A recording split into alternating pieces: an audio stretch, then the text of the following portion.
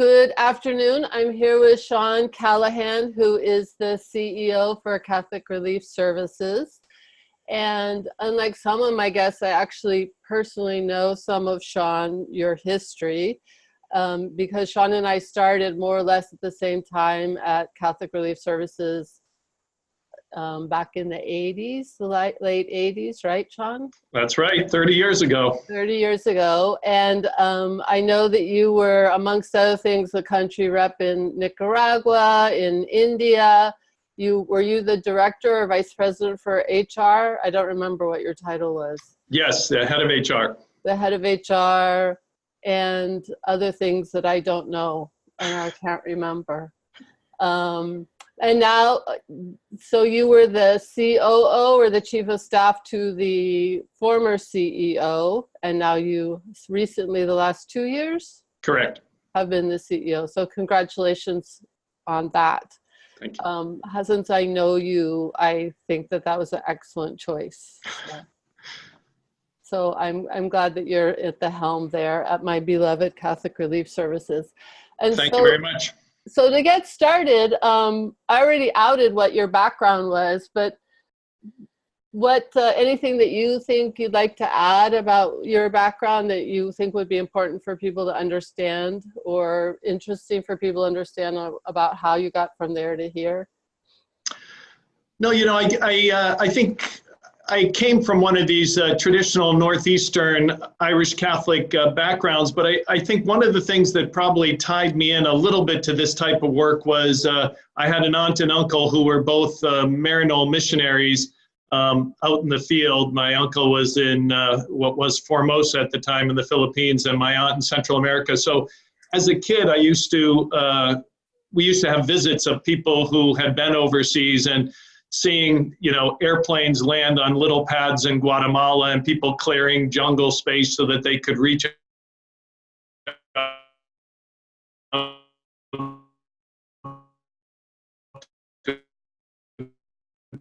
people. So did some to something. That's interesting. So it's not like you're doing your year exactly. service. I happened to be finishing up at the Fletcher School, and someone came from CRS for the internship, and they said, "How about giving something back?" And I said, "Yeah, I should give back a year." And then soon the year turned into 30, as we just mentioned. And what do you think kept you staying? Maybe it changed over time. I don't know. What keeps you there?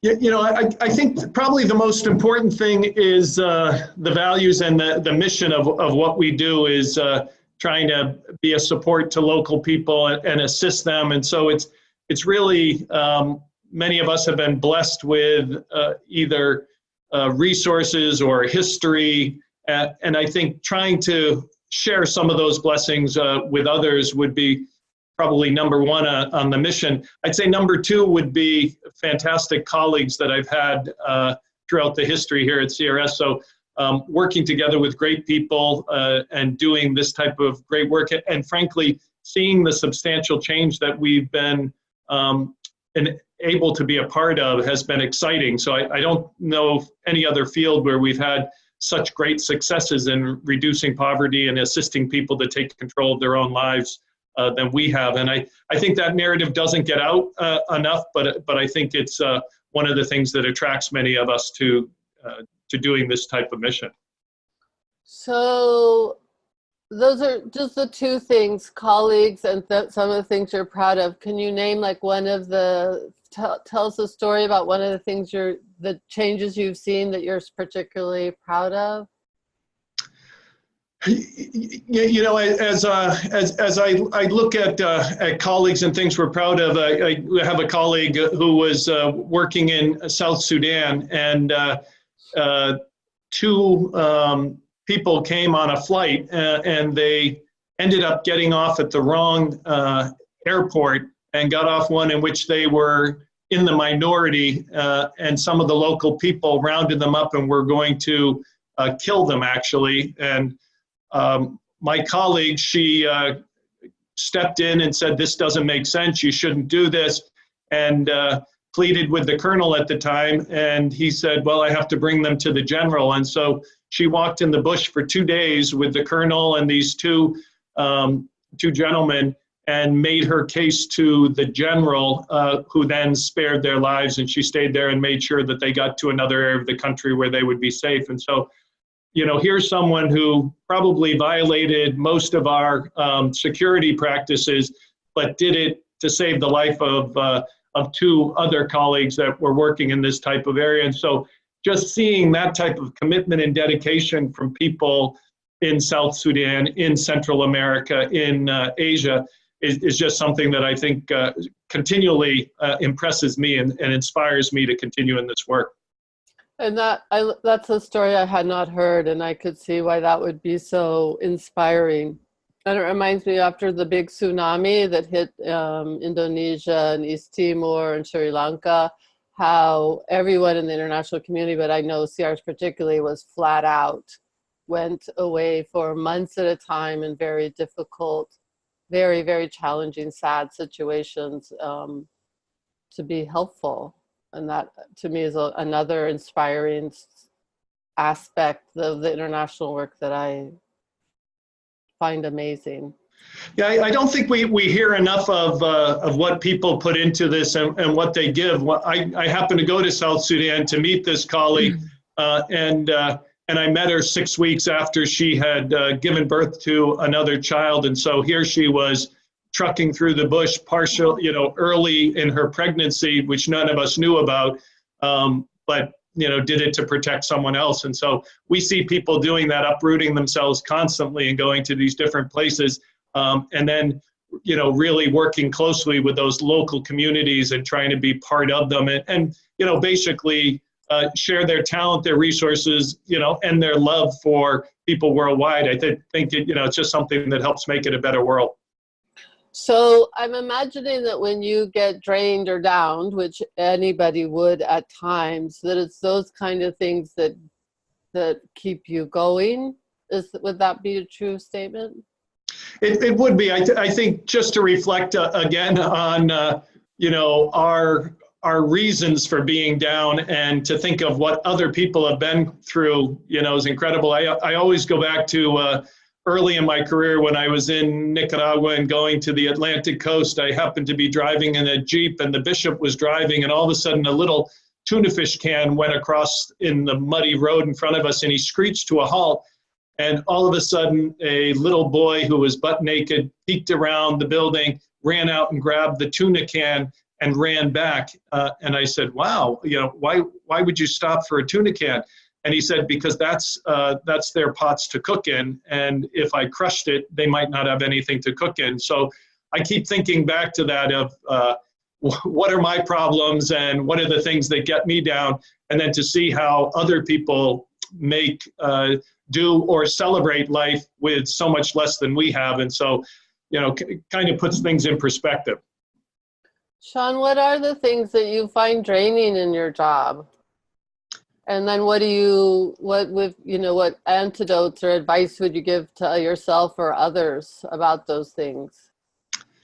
Probably the toughest thing is losing colleagues. I would say is the toughest thing in this job. And unfortunately, over the last year, we've had several incidents where violence has taken the lives of some of our colleagues, or they didn't receive adequate medical care at different times. And I would say that's just tough, But I am, again, inspired when I meet or talk to the families. We had some colleagues who were killed in Afghanistan, and I went out to meet with the families of them.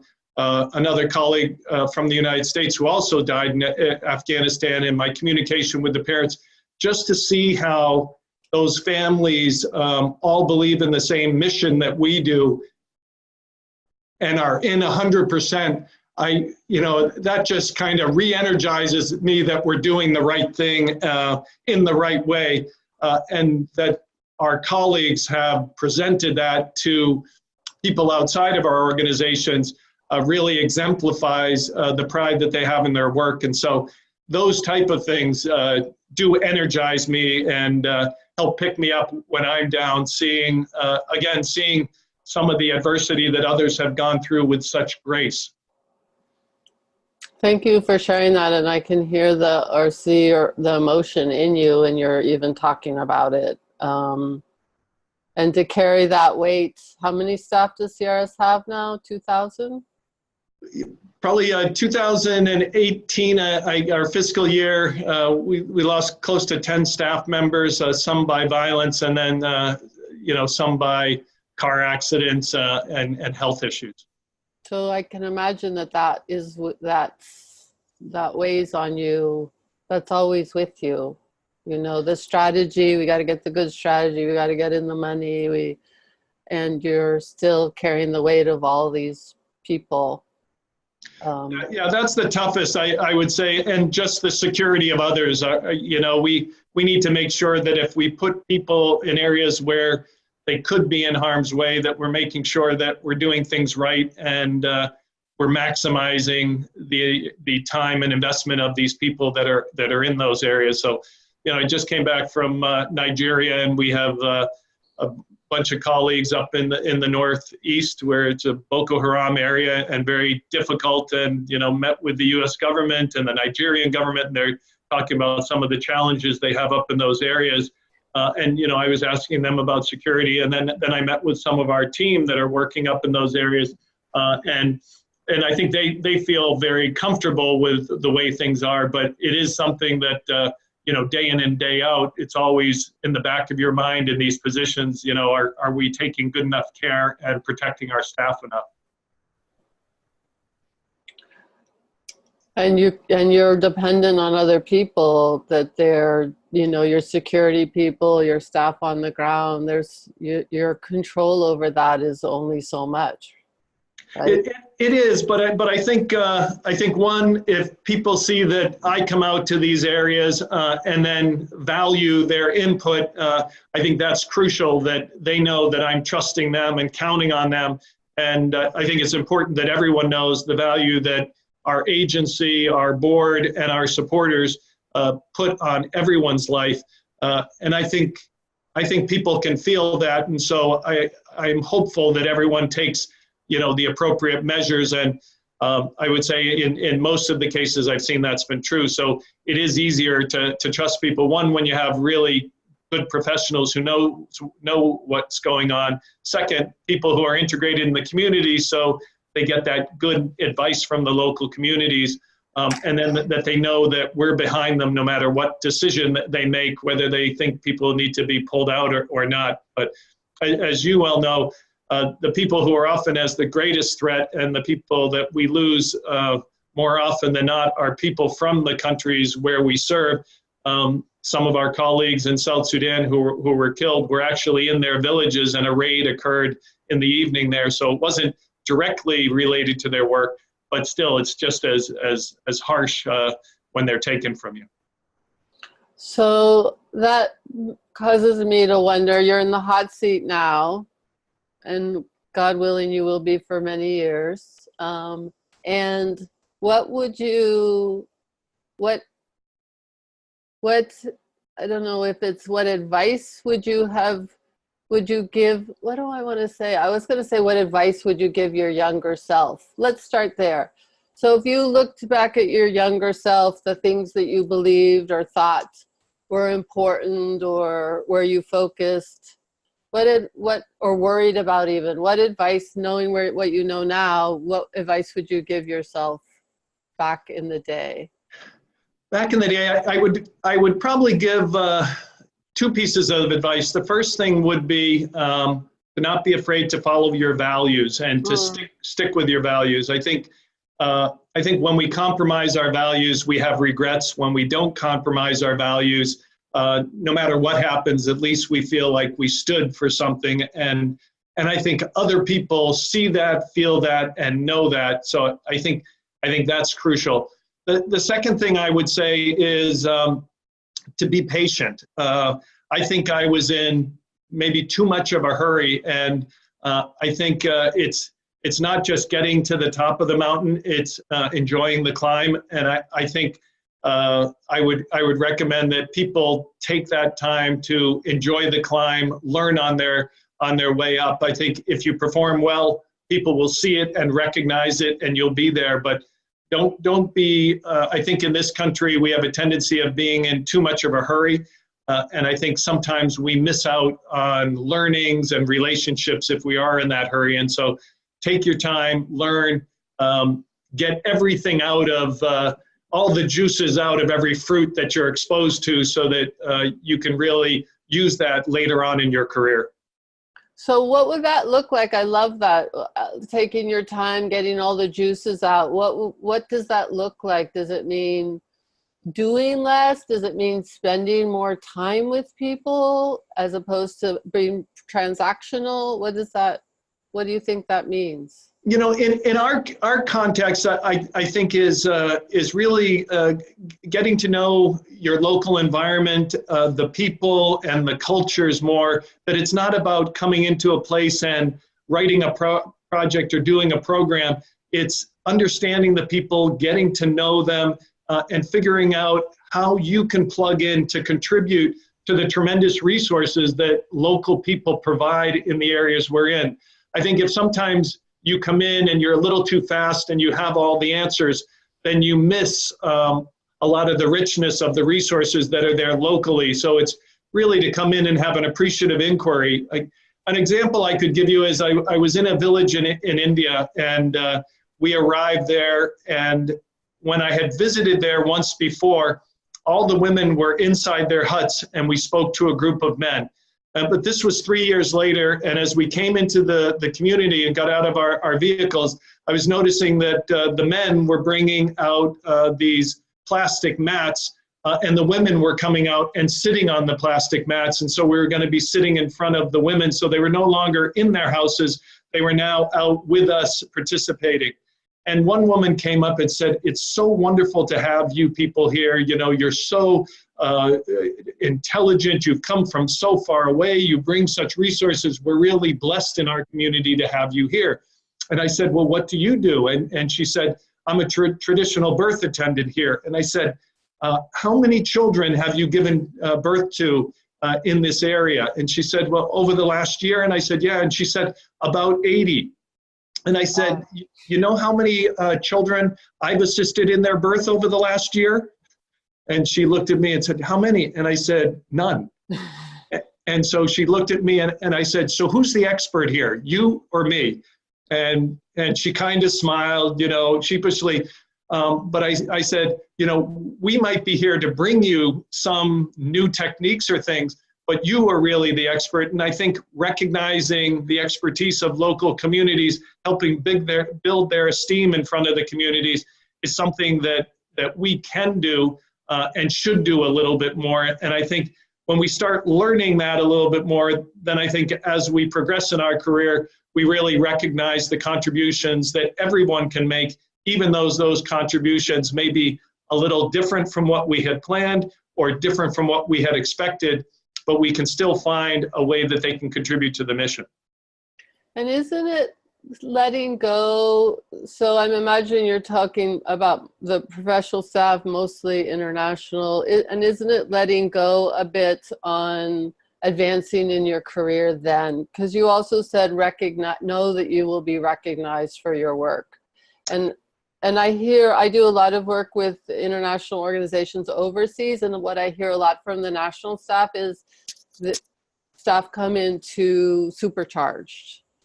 This is the way we're going to do it. I got to make a name for myself. I got to be known. I got to be seen. That's the way they're perceived anyway. God bless their souls. That's not what they're trying to do.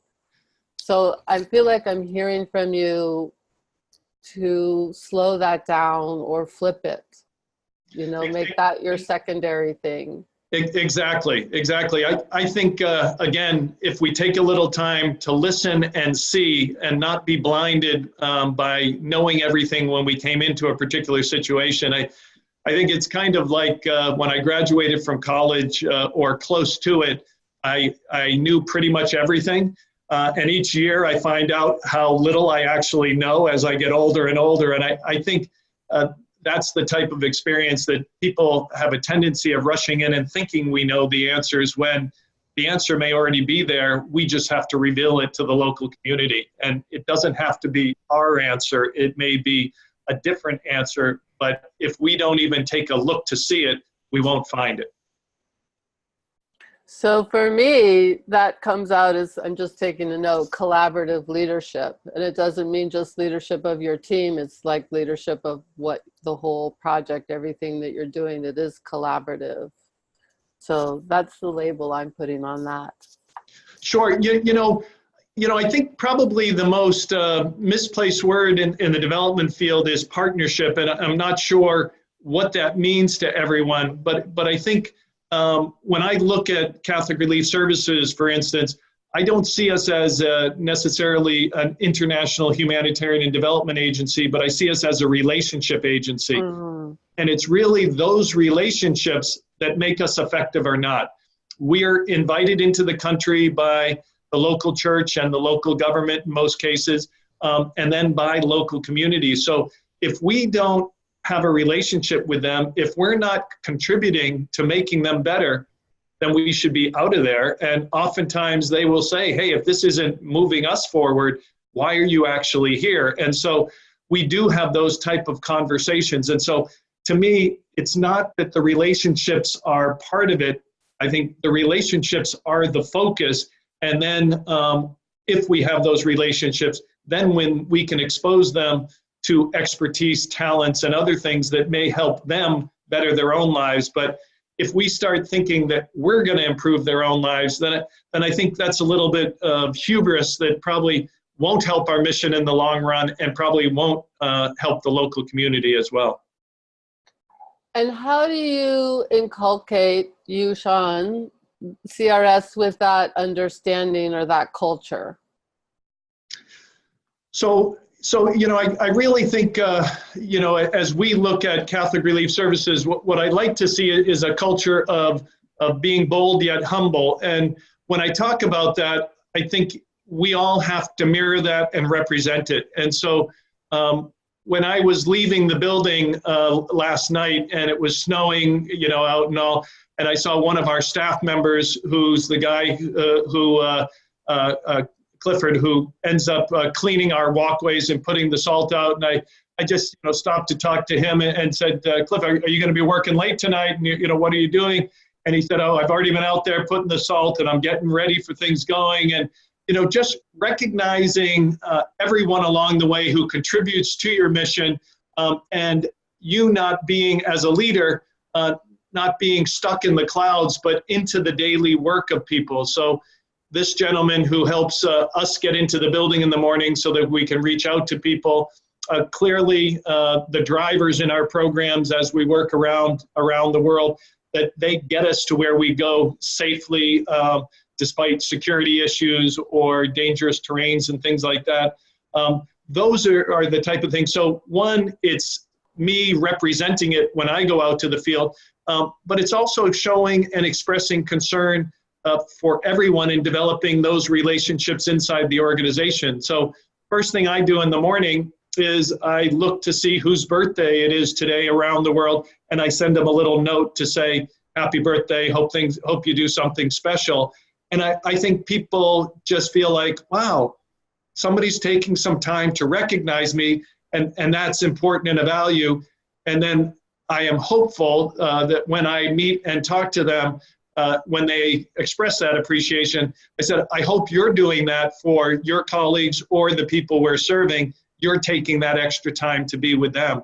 And so I think it does tie back into our earlier conversation about rushing through things. It is really developing those relationships with people. And I think we as leaders need to model that, because people are always watching, and they will understand what we do more than what we say. And so I think we have to demonstrate it. Yeah, I would agree with that.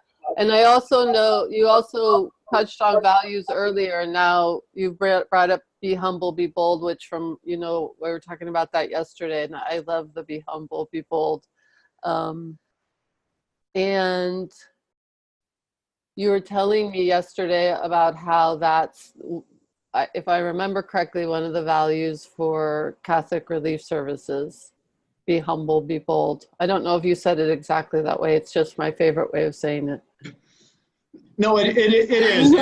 As I mentioned, I think there's a lot of great leaders that have that. And so we try to represent that. And, being Catholic Relief Services, it's nice to look at faith leaders who do that. So, I had the opportunity of working with Mother Teresa in Calcutta, and she was certainly very bold, but also very humble. I remember the first time that I met her, we had a little private meeting, and I was sitting next to her, and she was saying, "Oh, thank you. CRS was one of the first organizations that assisted us." And I said, no, Mother, it's us who should be thankful to just be associated with the work, you do on behalf of the poor. And she said, "Shh, don't spoil it." And I thought it was rather interesting. She did not want to have the recognition or the credit.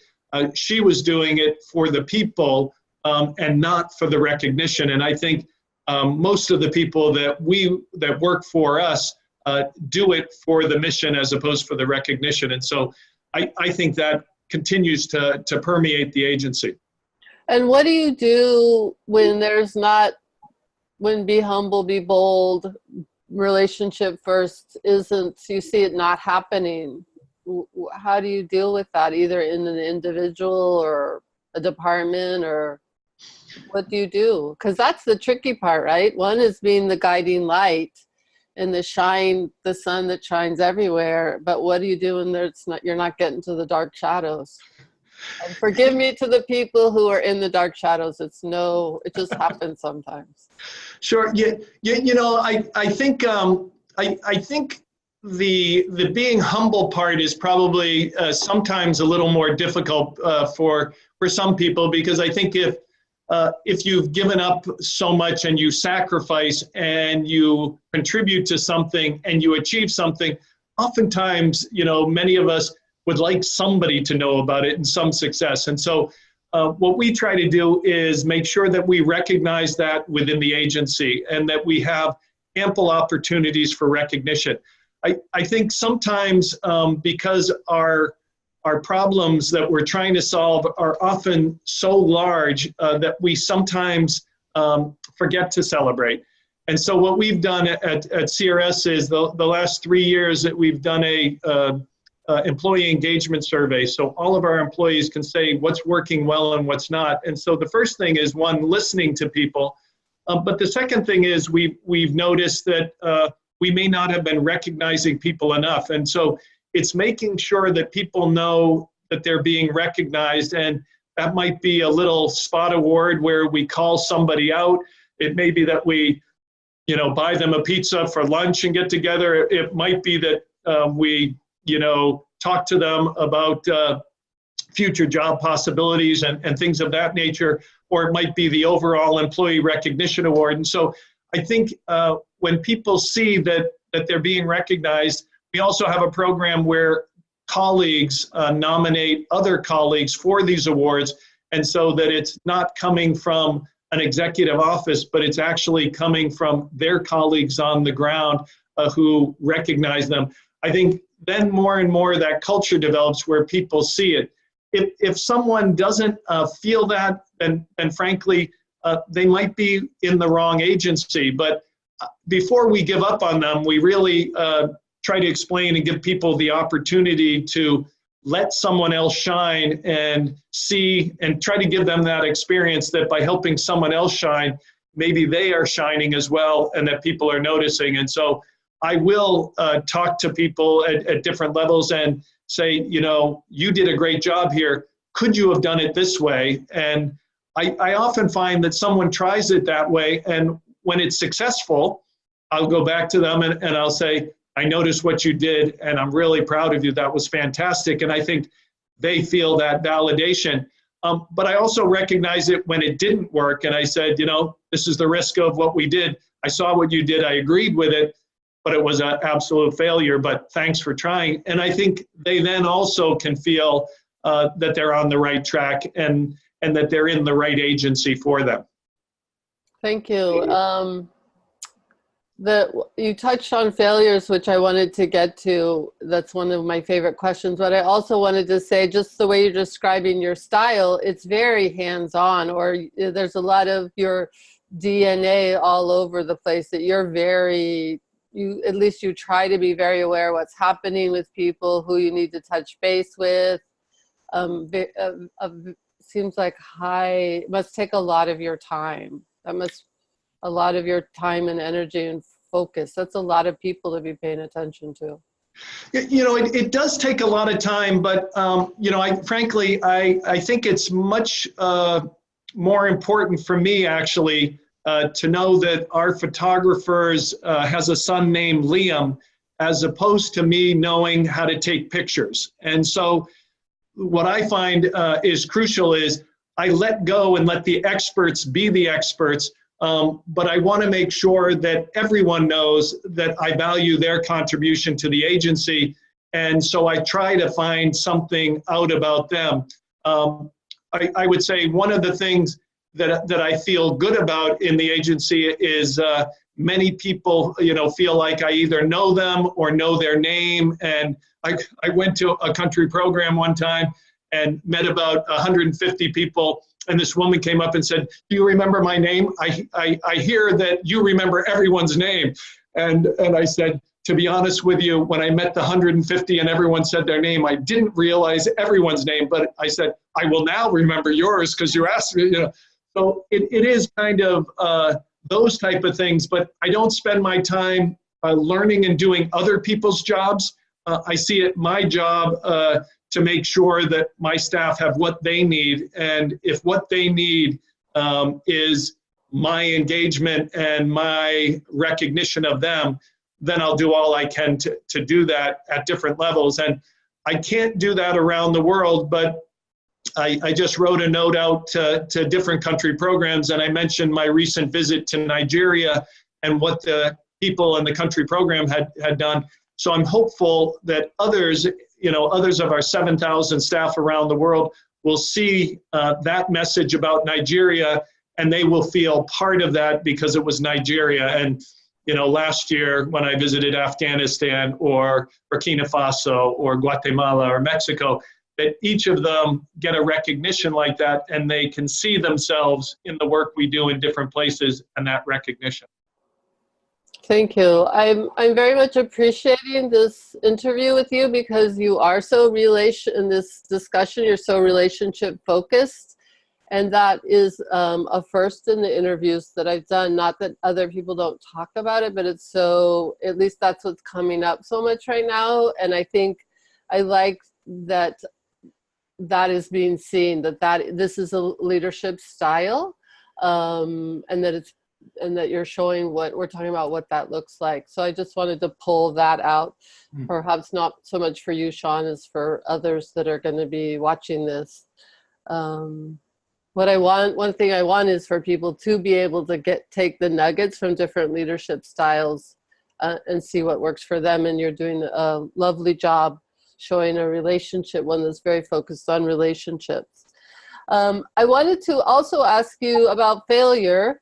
What is your relationship with failure? You mentioned it when you suggested something to someone and it fails. You go, oh, okay, well, it failed. So how do you deal with your own failure? How do your view of it when others fail? Because, in our culture, we so try to avoid failure, and we can go a narrow path because we're trying not to fail, as opposed to a wide path that we may fail, but at least we're innovating. So what do you have to say about that? That to me, that is a real tough one.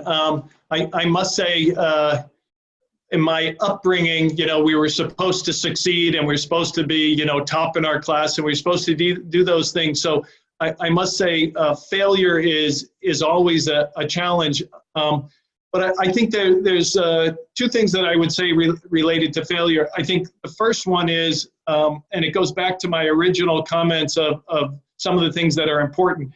And I think that if we're true to our values and we do things, then failure is often a more minor issue than if we abrogated our values in a certain way. And so I think seeing the values and what we need to do and the demands that we have to take risks. And frankly, in being in the C-suite, there's a lot more risks than I realized. And I think you can be subjected to failure in so many different ways. And so I would just say in that case, it really is being true to yourself and your values so that you can do that. I had a failure where I applied for the CEO position before I was nominated for this time and didn't get it, and then was there as the deputy to the CEO who ended up receiving it. And I think she was probably a little uncomfortable with her competition than, being there. And for me as well, everybody in the agency knew it was between the two of us and, how some of the voting went, and they went through a few extensions on who was going to be. And so I think having a humbling experience and people seeing that, I put the agency ahead of myself, and frankly, seeing my supervisor at the time and telling her, this is my recommendation that you do, for the agency and for you. And she got a little emotional and said, why are you doing this? And I said, because it's good for CRS and it's good for the people we serve. And I think, she valued that as well. I think on an agency front, I see it a little differently. And I see the most difficulty we have is failing fast. So I think there's one failure is personal, and how do we represent that? But then as an agency, and when I say failing fast, it is that we recognize that pushing this stone up the hill isn't going to get us to where we want to go. And it's very difficult for an agency like ours because we do things and our people are out there to make something happen no matter what. And so it doesn't matter how difficult, it doesn't matter how dangerous, we're going to do this. And if we thought of a certain methodology and it doesn't work, they'll use some other methodology. Now, that might not be the best approach. And sometimes we have to come in and say, hey, this isn't working, let's do something else. But we have ingrained in people that they're going to push that stone until they get it up the hill. And eventually they would get it up the hill. But I think we as an agency fail if we don't fail fast and assist people in getting off tracks that aren't immediately effective, because there's so much work to be done. We have to really steward our resources well, and we have to tell them that even though they're doing this and we know they'll get it, it's not an effective use of resources, and we have to take a different approach. And so at times I have had to, I have celebrated that probably the most important thing I've done in headquarters was kill 2 or 3 big systems projects because they weren't going to where we needed them to go. They were taking up too much time and all. And so to kind of celebrate that we made a mistake in trying to do this, but we're going to try it again in something else, I think people can then accept that they can take a risk, and they won't be, chastised or thrown out of the agency as long as they're communicating and doing it in the right way for the right goals of the mission. And so part of then your job is to notice you yourself or your leadership when when you're shoving the rock up the hill and it's too much energy, it's not getting you where you want to go, and to pull the plug. Exactly. One of my things, for instance, right now is in the development field. I feel like we have not gotten the narrative out on how successful development has been. And when I talk to people about the good old days, I tell them the good old days weren't. And they say, what does that mean? And I say, well, the good old days weren't as good as we thought they were. There were less children that were vaccinated, less children that got an education, less children that lived beyond the age of 5 years old. And we now have the opportunity of reducing poverty, reducing hunger, reducing malaria, reducing polio, and we've done great successes in there. And so we have had a very sporadic narrative that has gone out in the world, and so it has been very susceptible to other people capturing that narrative. And I think that as a community, we need to come together and share these values and these influences and this data that we can actually prove and show of the success of investments that people from wealthier countries have made. And not to pat everyone on the back, though I would pat them on the back for doing that. But then I think we also need to explain to people that if we use 25% of the world's resources, we should be giving something back to other people. And how can we contribute to that process? So I think we need, even as a community, to look at areas where we have actually failed to get that word out, to help people understand the contributions they've made and assist them in understanding that a little bit better, and letting people know that it's not just us who is doing this work, but them by contributing or supporting these efforts, they're just as much part of those efforts as well and contributing, to the well-being of womankind and mankind. And that leads me to the question you and I talked about yesterday, which was how you were saying, how can we solve the world's problems and do it in a different way? How can we as a community come together and solve these problems? And you were telling me about the Nigeria example. Do you want to talk about that? Sure. Our new strategy is really a strategy where we have to figure out new indicators and that our success is reaching people. Our success is not fulfilling a grant obligation or gaining more money for something. It's actually converting people into the type of programs or converting the type of operations that we have into ones that are reaching out to more and more people. So, as I mentioned yesterday, when I visited Nigeria, we had a meeting with the Minister of Health, and we had received a large grant that was destined for the government, but there were some stewardship issues and the government wasn't selected. And our team, hadn't had the opportunity to meet with the Minister of Health until I came. And when we met, there was a little nervousness on the team, but the Minister of Health said that they were down and out until CRS came along and lifted them up. And now they are ready to compete and prepare, and that our team on the ground really provided them with that opportunity to use these resources that they wouldn't have had and actually put them in a position to compete themselves. And I talked to our staff, and I was really proud of our staff, and our staff happened to be, the leadership group happens to be 3 women, 2 are of African, actually all 3 are of African origin, and they're leading one of our largest programs. And I think they were a little nervous because they hadn't had a meeting with the minister before my arrival on what he might say. But the fact that he said that they had pulled them in and pulled up the government of Nigeria, and the fact that the government of Nigeria will now look for a new grant, but they want CRS to be their partner in that, with the Global Fund, with the US government, with the World Bank. They could see that it's, again, not about us getting the resources, but us being a resource to others. And so I think in the development community, we have to start seeing that we are a resource in and of ourselves, and we can be that resource to others, and that we don't measure success by the resources that we gain, but by how much we can spread that resource to others and expand our touching of individuals in different ways, whether it be in healthcare and in employment or in empowerment or in promoting peace in different areas. And so I think we have to figure out how we change our indicators so that people see the realization that what they're actually measuring and looking at is the well-being of communities, not whether their project was successful or not. And there's your call to action, isn't it? Exactly. We should write an article about that. Have you written an article about that?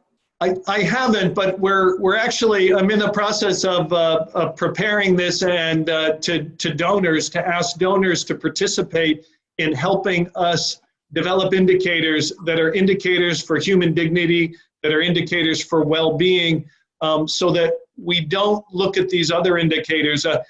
Earlier in my career, very early when we knew each other, I was in Nicaragua, and I went out to this small town called Bocana de Paiwas, and in central Nicaragua, and I had to take 2 donkeys to get there, and I met with the community, and we sat in a chapel which served as a chapel and a storage for some of the people. And we had given a loan to the community, and everyone said that they had repaid the loan, and they were so proud, this real campesino, poor community, but they were 100% repayment.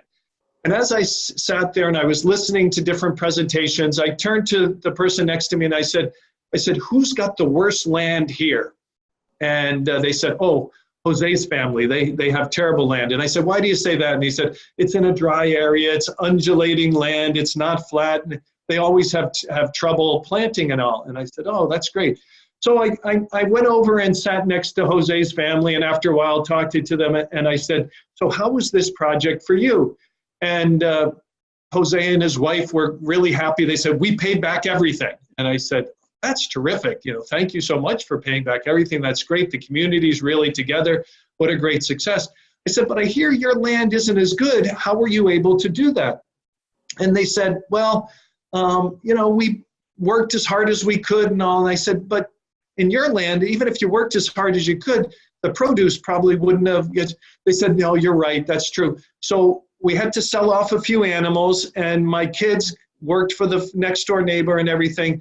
And so they worked, but we did pay off the loan. And I said, that's incredible. You worked really hard, sold off some animals, and your kids worked, and you made it, and you made the project a success. And then later on, I turned to our staff and I said, so was this project a success if the assets of our clients are decreasing? And it was the type of thing where here we're looking at certain indicators that everything was repaid and the microfinance is still revolving and everything's going well when the assets of the community are decreasing. And so I think we really have to take a good look on what does it mean human dignity, what does it mean well-being, and how do we improve people's lives, and how do they feel that they are improved? And so what indicators should we measure? And so we haven't written about it yet, but we are trying to develop a proposal for one of our very close donors to be part of the development of a new way of measuring success in this field. Well, we will be waiting to hear more about it so we can learn about it and we can spread the word.